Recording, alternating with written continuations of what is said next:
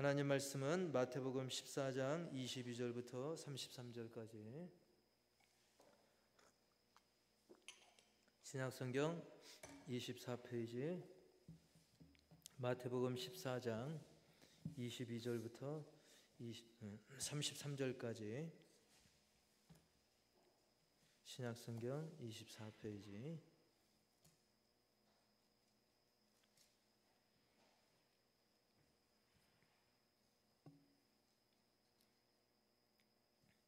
한 절씩 읽고 마지막 절은 같이 읽습니다.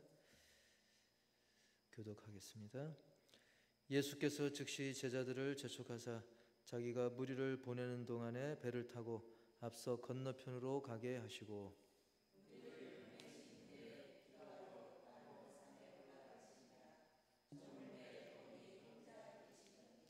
배가 이미 육지에서 수울이나 떠나서 바람이 거스름으로 물결로 말미암아 고난을 당하더라.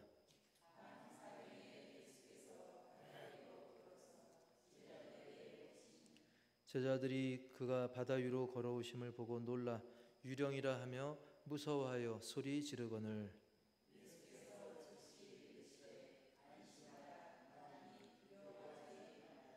베드로가 대답하여 이르되 주여, 만일 주님이시거든 나를 명하사 물 위로 오라 하소서 하니,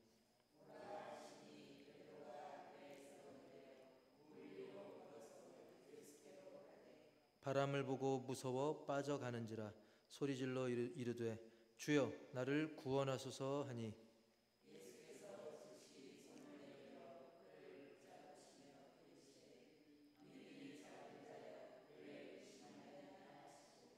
배에 함께 오름에 바람이 그치는지라 배에 있는 사람들이 예수께 절하며 이르되 진실로 하나님의 아들이로소이다 하더라.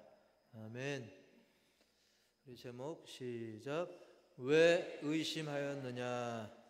아멘. 자, 예수님께서는 이제 제자들에게 재촉을 하시는 내용이 나오는데, 22절 우리 먼저 읽어볼까요? 시작. 예수께서 즉시 제자들을 재촉하사 자기가 무리를 보내는 동안에 배를 타고 앞서 건너편으로 가게 하시고. 아멘. 우리가 지난주에는 그 오병이어, 잘 아시는 대로 그 오병이어의 기적을 베푸시고, 어떻게 보면 그 분위기가 좀 좋지 않습니까? 이렇게 오병이어로 보리떡 5개, 물고기 2마리, 별 볼 일 없는 걸로 어마어마한, 즉 남자만 5,000명이니까 여자 그리고 숫자에 넣지 않았던 여자와 어린이들 포함하면 15,000명, 막 많게는 2만 명까지 헤아리는 그 엄청난 그런 기적을 베푸셨기 때문에 그 여세를 몰아서 백성들을 뜻을 어떻게 하나로 모아가지고 예수님께서 뭔가를 해도 다 할 수 있는 상황이었죠. 그럼에도 불구하고 예수님께서는 즉시 제자들을 재촉했다 그랬어요. 그리고 자기가 무리를 보내는 그 동안에, 많이 모여있던 그런 무리들을 보내는 동안에 이제 제자들로 하여금 배를 타고 앞서 건너편으로 이제 가게 했던 것이죠. 우리 다시 한번 읽어봅시다. 그걸 떠올리면서 시작. 예수께서 즉시 제자들을 재촉하사 자기가 무리를 보내는 동안에 배를 타고 앞서 건너편으로 가게 하시고. 자, 예수님께서 일단 무리를 먼저 보낸 이유는 23절에도 그런 표현이 나오잖아요. 무리를 보내신 후에 뭐하러? 기도하러 따로 산에 올라가시니라. 먼저 이제 무리를 보내신 이유 중에 하나가 예수님께서 홀로 조용히 이제 조용한 곳에서 기도하시기 위한 그런 목적도 있고요. 또 한편으로는 그때 당시에 그렇게 무리를 빨리 보내지 않았다고 한다면 그들이 아마 예수님을 막 왕 삼으려고 했었을 겁니다. 얼른 우리의 왕이 돼서 로마 정부 부시고 기득권 세력 뒤엎어버리고 예수님 왕 되셔서 우리 실컷 잘 먹고 잘 살게 해주세요, 이렇게 할 수 있는 거죠. 그리고 제자들도 막 같이 들떠가지고, 여러분 한번 생각해 봅시다. 막 제자들이 막 물고기 2마리, 보리떡 5개 나눠주면서, 야, 정말 눈앞에서 그게 보인다고 생각해 보세요. 오병이어의 현장에서 제자들이 막 이렇게 나누면서 무슨 생각하겠습니까? 아, 예수님 대단하다. 얼른 뭐 백성들이 세우기 전에도 제자들이 벌써 그런 마음 충분히 들만한 상황이었죠. 제자들도, 야, 예수님 왕 되면 나도 한 자리 해야 되지 않겠나? 어떤 정치적 야망에 사로잡힐 만한 그런 뭔가 어수선하고 떠들썩하고 예수님 사역의 본질이 흐려질 만한 그런 상황에 처해 있었던 것이죠. 여러분, 오늘날도 마찬가지입니다. 우리 호산나 교회뿐만 아니라 대한민국의 모든 교회, 전 세계 모든 교회가 많이 부흥되기를 축복합니다. 그러나 그 모임 목적이 마치 이 제자들이 순간적인 잘못된 생각들, 또는 많은 군중들이 잘못된 생각들, 그저 호의호식하고 어떤 권력을 누리고 그저 이 땅에 살면서 뭔가 먹고 마시고 누리는 그것에 초점이 잘못 맞춰져 있다고 한다면, 많이 모인 것만이 다 능사가 아니라는 거죠. 물론 많이 모여서, 주님의 뜻 가운데 많이 모여서 예배하고 하나님의 뜻을 이루어가는 건 굉장히 좋은 일입니다. 하지만 숫자가 막 15,000명, 20,000명 모였어도 이 잘못된 생각으로 어긋나가면 오히려 하나님의 뜻을 그르칠 수 있는 것이죠. 아직 예수님의 때가 안 됐는데 이 백성들을 구원하고자 하는, 이 지금의 백성들뿐만 아니라 나중에 있을 모든 인류를 구원하고자 하는 예수님의 다 계획이 있는데 그것이 어그러지면 안 되는 거죠. 그래서 예수님은 제자들을 재촉해서, 그리고 자기가 무리를 보내는 동안에 제자들은 배를 타고 이제 건너편으로 가게끔 하셨던 것입니다. 오늘날의 교회도 마찬가지죠. 본질을 잊어서는 안 되는 것입니다. 교회가, 물론 교회에서 잘 먹고 마시면 좋죠. 그거 자체는 잘못된 게 아닙니다. 근데 거기에 치우쳐서 본질을 놓쳐서는 안 된다는 겁니다. 교회가 복지도 할 수 있고 뭐 다른 구제도 할 수 있고 많은 것들을 할 수 있는데 거기서 중심을 놓치면 안 된다는 거예요. 우리가 오병이어를 통해서도 그 중심은 하나님 나라라고 그랬어요. 하나님 나라의 풍성함, 풍요로움, 정말 어떤 인간의 그런 욕구에 제한받지 않고, 그리고 고통도 없고 사망도 없고 모든 것이 풍요로운 하나님 나라를 바라보게 하는, 그게 목적이어야 되는데 그저 예수님 왕 삼아가지고 호의호식하겠다 이렇게 호도가 되면 안 되는 것입니다. 우리도 그래서 늘 교회의 목적을 잊어서는 안 돼요. 우리가 교회 나와서 신앙생활하다 보면 때로는 막 힘들 때도 있고 또 시험의 위기가 찾아올 때도 있지만 그때 그걸 놓치지 않으면 됩니다. 내가 교회 다니는 이유가 뭐였지? 내가 예수님을 믿는 이유가 뭐였지? 이걸 놓치지 않으면 되는 것입니다.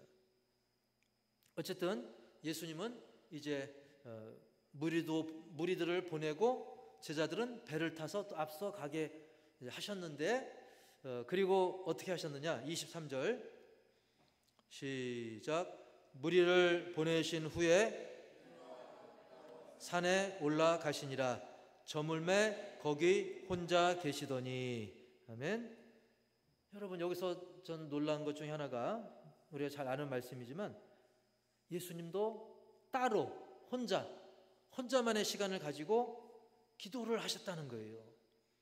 제가 뭐 자주 말씀드렸지만 예수님은 사실 기도 안 해도 될 만한 분이잖아요. 성자 하나님이신데, 하나님의 아들이신데 굳이 기도 안 해도 되지만 예수님도 바로 하나님의 뜻을 구하는, 그리고 하나님과 지속적으로 소통하는, 하나님과 독대하듯이 지속적으로 소통하는, 그것을 우리에게 보여주는 겁니다. 이 말씀이 기록됨으로써, 야, 예수님조차 기도 안 하는데, 예수님조차 기도하시는데 내가 안 하면 이건 말이 안 된다. 예수님이 친히 그것을 교육적인 차원으로 보여주시기도 했고, 또 실제로 예수님께서는 조용히 이 번잡한 무리들을 잠시 떠나서 하나님과 소통하는 그 시간을 가졌다는 것이죠. 그랬는데 이제 상황이 벌어집니다. 24절 시작. 배가 이미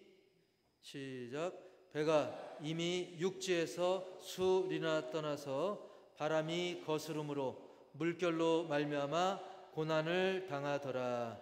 아멘. 예. 다른 복음서하고도 이렇게 비교해 보면 대략적으로 뭐 4점 몇 킬로, 길게 잡으면 5점 몇 킬로, 즉 이 육지에서 그 배의 위치가 5킬로 안팎으로 추정이 됩니다.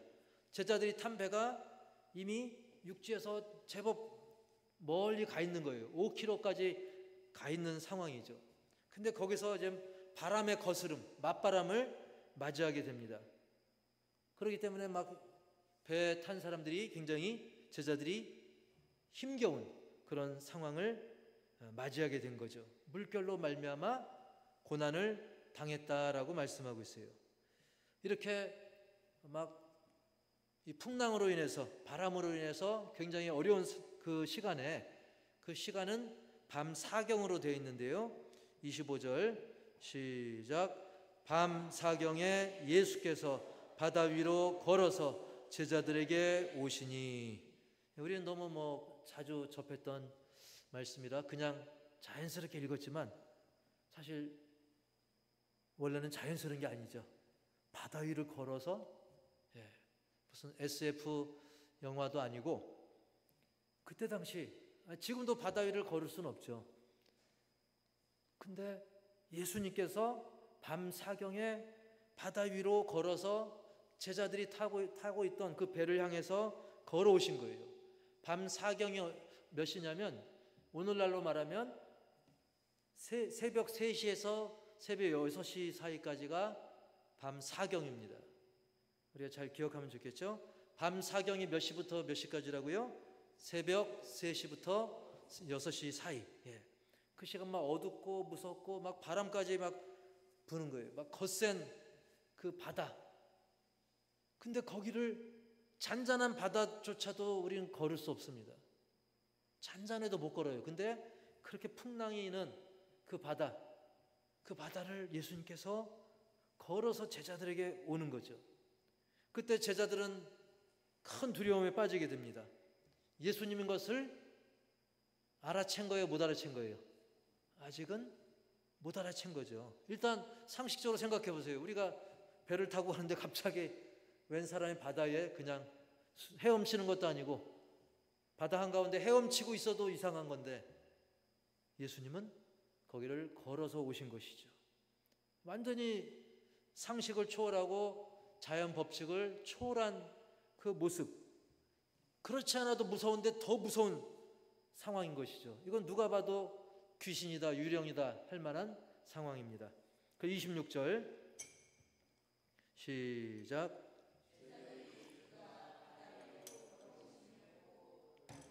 유령이라 하며 무서워하여 소리 지르거늘. 아멘. 그렇죠? 제자들이 놀라가지고 유령이라 하면서 놀라가지고 무서워하면서 소리를 질렀던 것입니다. 예수님인 것을 알아보고 못 알아보고 떠나서 아예 상상을 초월한 일이죠. 그냥 알아볼 틈도 없는 거예요. 그렇지 않아도 막 무서운데 거기서 막 누군지 알 수 없는 사람이 바다 위를 태연스럽게 걸어오고 있으니 이 얼마나 공포겠습니까? 그때 그 공포를 잠재워 주시는 우리 주님의 음성, 우리가 두렵고 떨릴 때 주님의 음성은 우리의 두려움을 잠재워 줄 줄 믿습니다.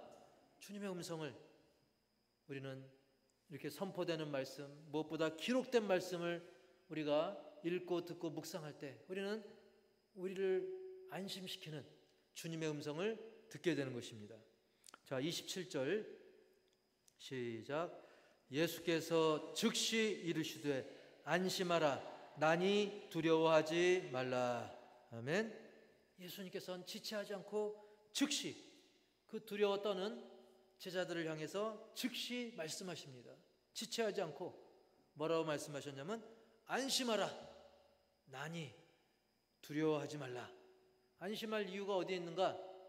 나니까, 예수님이니까 너희들 두려워할 필요가 없다는 거예요. 그 바다 위에 바다 위를 걸어오고 있는 존재는 다른 유령도 아니고 귀신도 아니고 뭐 이상한 뭐 요즘 영화로 말하면 뭐 좀비나 뭐 이상한 괴생물체 우주인 그런 것도 아니고 예수님이니까 두려워하지 말라는 거예요. 여러분, 오늘날 우리가 살면서 여러 가지 무서운 일들이 많이 있죠. 두려운 일들 많이 있습니다. 그리고 우리가 길을 걷다가 또는 등산하다가 또 밤길을 걷다가 물어보면 제일 무서운 게 사람이라고 하더라고요. 오히려 사람이 제일 무섭다는 시대를 우리가 살고 있는데, 사람이든 귀신이든 무엇이 됐든 우리에게 진정한 안심, 진정한 평안을 주시는 분은 예수님인 줄 믿습니다. 그래서 난이 두려워하지 말라. 예수님이니까 두려워하지 말라, 그거예요. 따라서 합시다. 예수님이니까. 여러분 마음속에 모신 분이 누구니까? 예수님이니까. 여러분이 누굴 믿으니까? 예수님을 믿으니까 두려워하지 말라는 거예요. 근데 이 안심하라고 하는 것은 성경 원어로 보니까 우리는 좀 소극적으로 생각할 수 있거든요. 그래, 무서워하지 말아야겠구나, 근심하거나 떨지 말아야겠구나, 이걸 안심으로 생각하는데, 이 안심이라고 하는 것은 이 성경 원어로 볼 때 따라서 합시다. 담대하라, 용기를 내라. 우리가 안심하라 하면 뭔가 소극적인 건 줄 알았어요. 근데 성경 원문으로 들어가 보면 이 안심하다라는 것은 그냥 한숨 쉬면서 아이고 다행이다, 뭐 그 정도가 아닙니다. 안심하라는 것은 담대하라, 용기를 내라. 그것을 예수님은 또 명령을 하고 있어요. 여러분, 예수님의 명령입니다. 안심하시기 바랍니다. 담대하시기 바랍니다. 용기를 내시기 바랍니다. 적극적인 자세를 가지시기 바랍니다. 이렇게 예수님은 제자들에게 이야기했을 때, 이렇게 명령했을 때, 그때 제일 적극성을 보인 사람이 있어요.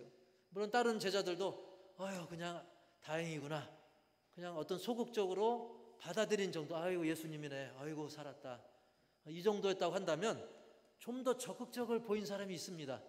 그 제자들 중에. 그게 누굴까요? 제자들 중에 누구겠습니까? 28절 시작. 베드로가 대답하여 이르되 주여, 만일 주님이시거든 나를 명하사 물 위로 오라 하소서 하니. 아멘. 물론 이후에도 베드로는 사람들이 나를 누구라 하냐 할 때 주는 그리스도시요 살아계신 하나님의 아들이십니다 라고 이렇게 먼저 이런 이야기를 나중에 하게 되지만, 이번에도 마찬가지입니다. 그에 앞서서 이번에도 다른 제자들보다 더 적극적인 모습을 보이죠. 주여, 만일 주신 주님이시거든 나를 명하사, 나에게 명령하세요.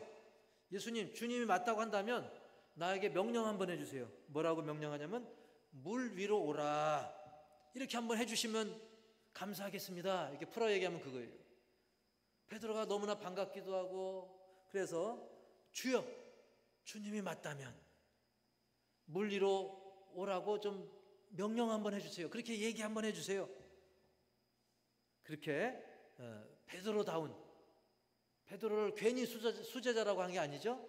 이렇게 적극적으로 예수님께 그런 요청을 하게 됩니다.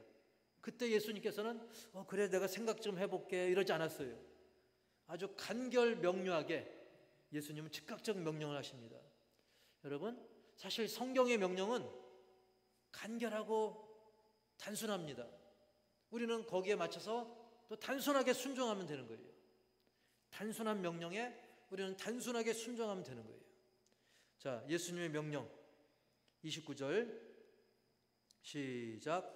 오라 하시니 베드로가 배에서 내려 물 위로 걸어서 예수께로 가되. 아멘. 예수님 명령 얼마나 간단합니까? 예수님 뭐라고 명령했어요? 오라. 오라. 영어로 해도 come on. 와라. 베드로가 예수님 맞으면 나 좀 이렇게 오라고 좀 해주세요. 예수님 바로 오라 하신 거예요. 그때 베드로도 역시 단순하게 거기서 배에서 내렸습니다. 얼마나 이게 사실은 그 시커먼 바다, 그 어두운 밤바다. 여러분 어디 해변가 놀러 갔을 때 이 밤바다 보면 뭐 조명 띄어 있고 뭐 멋있을 수도 있지만 한편으로는 바다를 이렇게 보면 거기에 구명정 있고 그래도 구명조끼 있어도 그거 쉬운 게 아니죠. 시커먼 게 얼마나 무섭습니까? 그러나 베드로는 오라 하시는 그 명령에 즉각적으로 내려갔던 것입니다. 배에서 내려 물 속으로 들어갑니다. 근데 잠기질 않는 거예요. 베드로도 물 위를 걷게 되는 거예요. 물 위로 걸어서 누구에게로 갔느냐? 29절 다시 한번 시작. 오라 하시니 베드로가 배에서 내려 물 위로 걸어서 누구에게 갔다고요? 예수님께 더 가까이. 주님 바라보며 나를 부르신 주님, 감사와 기쁨과 기대로 즉각적으로 순종하고 예수님을 향해서 예수님께 점점 가까이 간 것입니다. 얼마나 영어로 굿입니까? 얼마나 나이스, 얼마나 따봉. 그런데 계속 갔으면 좋으련만 안타깝게도 30절 시작. 바람을 보고 무서워 빠져가는지라 소리질러 이르되 주여 나를 구원하소서 하니. 아멘. 여러분 사실 이 바람이 눈에 보여요, 안 보여요? 안 보이지만 제가 불면 안 보여도 이 잎새가 흔들리는 그 현상이 나오죠. 그것처럼 이 바람이 눈에 보이진 않지만 바람 때문에 막 아직 바람이 불고 있기 때문에 막 풍랑이 일고 그렇지 않겠습니까? 막 파도가 치고 막 그렇지 않습니까? 그래서 갑자기 예수님보다는 그런 것 현상이 주변 환경이 눈에 확 들어온 거예요. 그래서 순간 이 두려움, 공포를 느끼고 그러니까 막 베드로가 아까는 믿음으로 뛰어들었다가 이제는 빠져들게 되는 것이죠. 무서워 빠져가는지라 그랬습니다. 여러분 베드로에겐 믿음이 있었어요, 없었어요? 대답하기가 쉽지 않죠? 여러분 베드로에게 믿음이 있었지만 그래서 먼저 물 위로 먼저 뛰어들었지만 그 세파를 그 바람의 영향력, 그 무서운 파도를 감당할 수준만큼의 그 정도의 믿음은 아니었다는 거예요. 여러분 믿음에도 크기가 있습니다. 믿음에도 규모가 있습니다. 바라건대 저와 여러분 모두 믿음의 파이를 키우시기 바랍니다. 믿음의 크기를 키우시기 바랍니다. 그리고 그 믿음이 크건 작건 그걸 쭉 지속하는 게 중요해요. 따라서 합시다. 크기도 중요하고 지속하는 것도 중요하다. 베드로 항상 보면 베드로의 단점 중에 하나가 그거잖아요. 막 열심히 얼마나 열정이 넘칩니까? 그러나 나중에 그냥 피가 시들잖아요. 막 배반하기도 하고 또 엉뚱한 소리 하기도 하고 예수님한테 막 혼나고 사탄아 물러가라 혼나기도 하고 이번에도 바다에 뛰어들긴 했지만 그래서 심지어 걷기까지도 했지만 바람을 보고 바람으로 일어난 여러 현상 때문에 주변 환경 때문에 예수님께 집중하기보다는 다른 거 바라보다가 그냥 물속에 빠지게 된 것이죠. 여러분 간혹 누군가에게 어떤 주님의 일을 부탁한다든지 교회 일을 부탁하거나 했을 때 간혹 그런 경우가 있습니다. 아유 제가 아직 그럴 믿음이 안 돼서요. 또는 아이고 저 믿음 없어요. 근데 사실은 믿음이 없는 사람은 없습니다. 예수님을 나의 주로 영접한 사람 중에서는 믿음이 없는 사람은 없어요. 단지 적을 뿐입니다. 베드로도 믿음이 있습니다.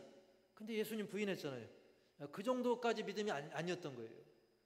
때로는 파도를 무서워했고 바람을 무서워했고 때로는 로마 군인에게 잡혀가서 순교당하기를 또 무서워했고 그래서 예수님을 부인했죠. 그런 거지 믿음이 없는 사람은 없습니다. 믿음이 아직 부족할 뿐입니다. 여러분에게도 믿음이 없는 사람은 없는 줄 믿으시기 바랍니다. 하지만 그 믿음이 더 커지기를 주의 이름으로 축복합니다. 어쨌든 지금 상황은 베드로가 막 바다에 빠져 들어가고 있어요. 막 꼬르륵 들어가고 있는 거예요. 얼마나 공포입니까? 아마 바다가 됐든 강가가 됐든 어디 수영장이 됐든 막 숨이 막 차오르는 그런 경험을 해보지 못했다고 한다면 그걸 이해하기 어렵겠지만 그 절체절명의 그런 위기에서 예수님께서 그를 방치하지 않고 31절 시작.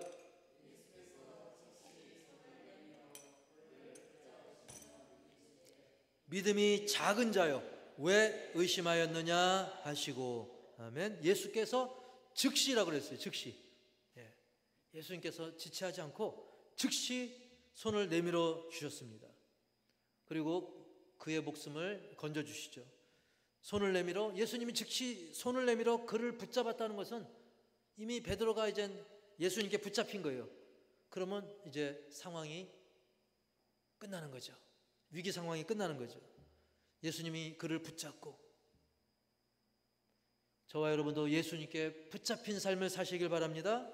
물질에 근심 걱정에 붙잡히지 말고 그때 예수님께서 베드로에게 그 말씀하시죠. 오늘 말씀 제목에 나오는 믿음이 작은 자여 시작. 믿음이 작은 자여 왜 의심하였느냐 하시고 아멘. 왜 의심했느냐? 답이 어디 있습니까? 질문에 답이 있어요. 왜 의심하였느냐? 믿음이 작은 자여 왜 의심하였느냐? 믿음이 작기 때문인 거예요. 믿음이 작기 때문에 네가 의심했구나 그 뜻입니다. 예수님이 몰라가지고 베드로가 왜 의심했을까? 예수님이 몰라서 물은 게 아니라 네가 믿음이 작구나 그래서 의심했구나 그거를 알려주신 것이죠. 그렇습니다. 우리가 살면서 하나님을 의심하고 하나님이 날 사랑하는 게 맞나? 하나님이 살아계시다면 왜 이런 일이 있나? 예수님이 또 잘 안 믿어지네?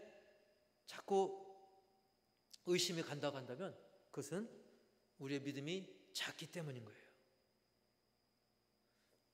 주님께서는 그 놀라운 능력으로 채워주시기를 기뻐하시는데 그래서 베드로가 바다 위를 걷게까지도 하셨는데 그리고 그 직전에는 어땠어요? 오병이어의 기적 그 누구도 베풀지 못했던 그런 기적을 베푸시고 또 제자들을 키워주시는데 그걸 담을 믿음의 그릇이 적었던 거죠.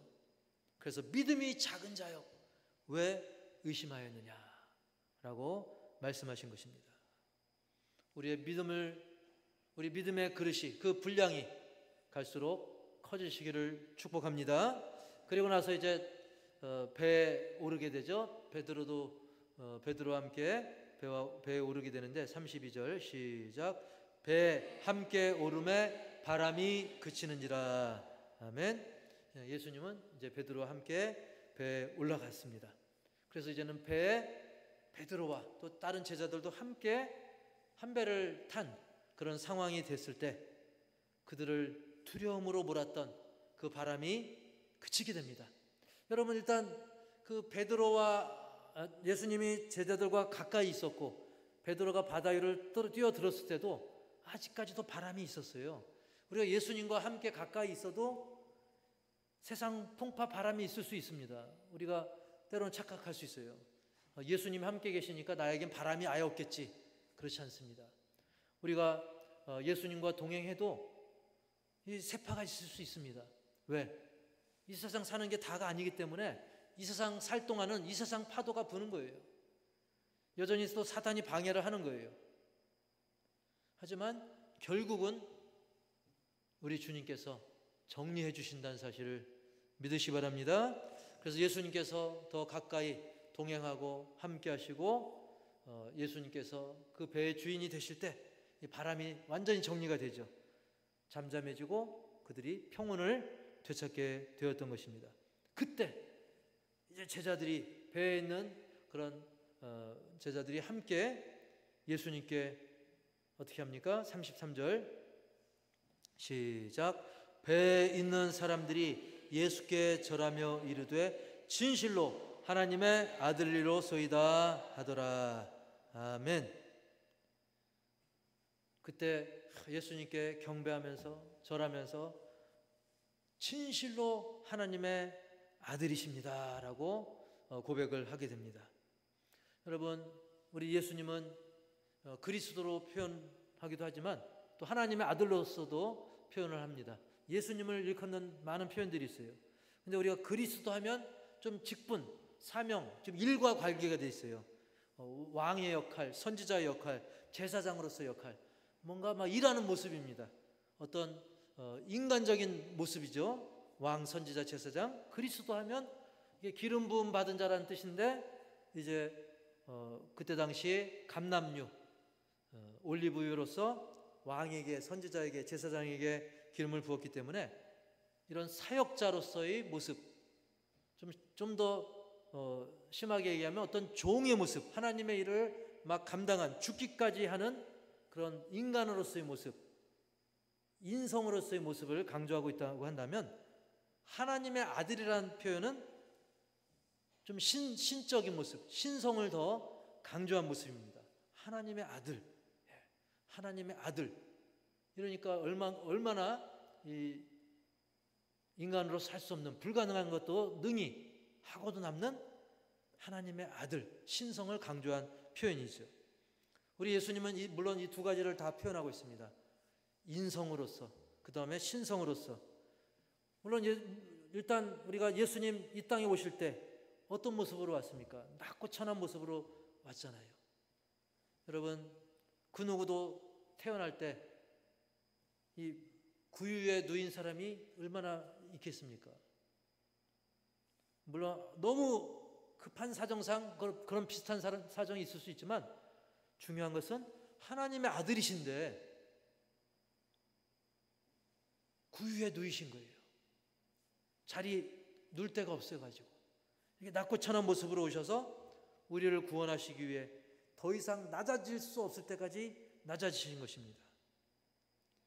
그럼에도 불구하고 그 예수님을 믿는 사람들 중에는 예수님을 믿는다 하면서도 자꾸 높아지려고 하는 욕심을 가진다고 한다면, 그것은 하나님이 기뻐하시는 일이 아니라는 사실을 우리가 기억하면서, 그럼에도 불구하고 우리 하나님께서는 그 성자 예수님을 높여가지고 하나님 보좌 우편에 앉히신 줄 믿습니다. 그래서 우리는 하나님의 아들이소이다 라고 이렇게 주님을 높인, 메시아로 인정하는, 그리고 경배하는 모습을 33절을 통해서 보게 됐는데요. 자, 오늘 말씀을 통해서 간단히 세 가지만 우리가 한번 새겨보기 원합니다. 첫 번째로는 제목 시작. 오라 하실 때 가라. 베드로도 오라 하니까 지체 없이 뛰어내렸던 것입니다. 우리가 말씀을 읽고 들으면서, 기도하면서, 묵상하면서 하나님 말씀의 명령, 그 명령이 내게 주어졌을 때 지체하지 말고. 아브라함도 그랬잖아요. 아브라함도 히브리서 11장 8절 시작. 믿음으로 아브라함은 부르심을 받았을 때 순종하여 장래의 유업으로 받을 땅에 나아갈새 갈 바를 알지 못하고 나아갔으며. 아멘. 정확한 목적지도 모르는 채로 하나님이 가라는 대로 움직였다는 것이죠. 순종했던 것입니다. 즉시 순종했던 것입니다. 막 주판을 튕겨보고 한 게 아니라, 내가 이렇게 하면 하나님이 저렇게 해주겠지, 그게 아니라 베드로도 역시 즉시 뛰어내렸던 것처럼 하나님의 명령에는 즉각적인 순종으로 우리가 그 말씀대로 행할 때 하나님께서 저와 여러분을 통해 놀라운 일들을 이루실 줄 믿습니다. 두 번째로는 시작. 끝까지 의지하라. 끝까지 의지하라는 거예요. 베드로 보면 사실 여러 가지 실패의 모습들이 많이 있잖아요. 오늘 말씀에서도 그렇지만 비록 넘어지고 막 또 물에 빠져서 꼬르륵꼬르륵 해도 그는 끝까지, 그래도 결국은 주님을 의지한 거예요. 여러분, 우리의 믿음이 자라는 데는 시간이 필요합니다. 때로는 그게 아주 순간에 될 수도 있지만 때로는 막 10년, 20년 걸릴 수도 있는 거예요. 그리고 어차피 우리는 우리의 생명 다하기까지 믿음이 계속 자라가는 거예요. 그래서 중요한 거는 끝까지 의지하라. 따라서 합시다. 버티자. 네, 끝까지 버티라는 거예요. 여러분 공부하는 것도 끝까지 막 엉덩이에 종기 날 때까지 막 버텨야 돼요. 예. 세상 뭐 다른 일도 마찬가지죠. 운동도 마찬가지고 끝까지 포기하지 않고 끝까지 버티는 게 중요합니다. 우리의 신앙도 마찬가지입니다. 베드로도 계속 넘어졌지만 끝까지 결국 주님 의지할 때 그가 온전히 쓰임받은 줄 믿습니다. 그 다음에 마지막으로 오늘 말씀 제목을 생각하면서 시작. 왜 의심하였느냐? 의심하지 말라. 예. 왜 의심하였느냐? 이거는 예수님이 너 의심했는지 안 했는지 그 이유가 뭐냐 물었다기보다는 이제는 의심하지 말라라는 그런 명령이기도 한 것입니다. 근데 의심하다라는 것을 그 성경 원어로 이렇게 보니까 깊은 뜻이 있더라고요. 따라서 해볼까요? 이중적으로 하다. 따라서 해봅시다. 이중적으로 하다. 예, 한 마음이 아니라 마음이 두 갈래로 나눠졌다는 거예요. 이중 플레이. 즉 두 가지 생각을 가진 거죠. 예수님 오라 하시네? 풍덩. 걸어지네? 역시 믿어. 근데 이 믿음이 한쪽에 있고요. 또 한편으로는 바람 봐. 이게 무서워. 너도 지금 제정신이야? 이 두 가지 마음을 가졌다는 거예요. 마치 뱀의 혀가 두 갈래로 갈라진 것처럼 이중적인 자세를 갖지 말라는 거예요. 딴 마음 품지 말라는 것입니다. 근데 우리는 내가 그러려고 해서 그랬다기보다는 살면서 우리는 하루에도 몇 번씩 근심했다 의심했다가 막 그런 삶을 살아왔지 않습니까? 그러니까 나도 모르는 사이에 습관적으로 의심할 수도 있어요. 그리고 믿음의 크기에 따라서 의심할 수 있습니다. 하지만 다른 누구도 아닌 우리 하나님 아버지 그리고 예수 그리스도의 말씀이라고 한다면 조금도 의심하지 말고 즉각 순종하시기 바랍니다. 왜 의심하였느냐? 그럴 때 여러분 거기에 담긴 의심하지 말아라. 두 가지 마음을 품지 말아라. 한 마음을 품어라. 그걸 떠올리시기 바랍니다. 바로 그 사람이 믿음이 있느냐 없느냐, 믿음이 작으냐 크냐, 믿음이 얼만큼 크냐, 그걸 잴 수 있는 중요한 기준 하나가 바로 의심입니다. 의심을 얼마나 안 하느냐. 이것까지도 의심을 안 하네? 그러면 대단한 믿음이 된다는 거죠. 하지만 우리는 머리로는 알면서도 그래도 의심이 드는 걸 어떡합니까? 그래요. 사실 우리가 여전히 잘 까먹는 존재잖아요. 우리 인간은 망각 잘하는 존재입니다. 그리고 의심하고 근심하는 그런 연약한 존재이기 때문에 우리 자신의 힘만 가지고는 내 경험과 연륜만으로는 우리는 그 의심을 이겨낼 수 없습니다. 이 두 가지 마음이 자꾸 딴 마음이 새록새록 솟는 것을 완전히 우리 힘만으로는 이길 수 없는 겁니다. 그래서 더욱 성령의 충만함을 우리가 간구하셔서 모든 의심, 근심, 걱정 예수 이름으로 이겨내시고 승리의 삶을 살아가는 그리고 기도의 풍성한 응답을 누리는 우리 모두가 다 되시기를 주님의 이름으로 간절히 축원합니다.